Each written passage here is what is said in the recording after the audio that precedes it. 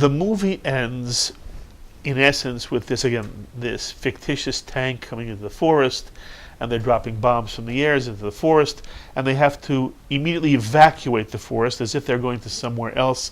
And in the movie, they come out of the forest, and all of a sudden there's this water they have to go through, and there's Asael who convinces Tuvia, we're going to make it. We've had a miracle so far, we're going to make another miracle. None of this is accurate. No, what is accurate is you will read. This is exactly accurate as I described it, because I had it from 10 sources. Tuvia said doesn't know for a long time where to go. So this he really shows that they didn't care and didn't bother about what will happen to the Jews.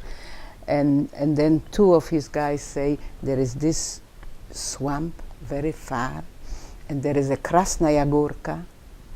A what? Called, how do you interpret Krasnaya Gorka? Red Mount. A red mount? Red hill. A red hill, you know, and then there we will go. So Tuvia says, now I must have order. And he is on a horse, and he keeps order, and they have to stand in line. Tuvia was completely in control, not Asaya. And he said, fill your pockets with food that is not perishable. He opened all the supplies that they had. And take only guns, only this, and nobody was allowed to take any packages. Suitcases and stuff. No.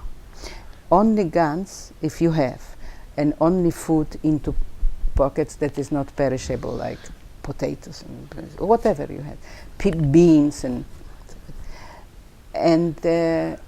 he arranged it for them to move.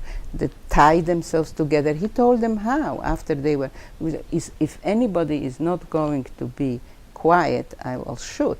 You know, because there were some of them were hysterical. There's one woman I interviewed. She said herself, I was so upset, and I was so, and he waited.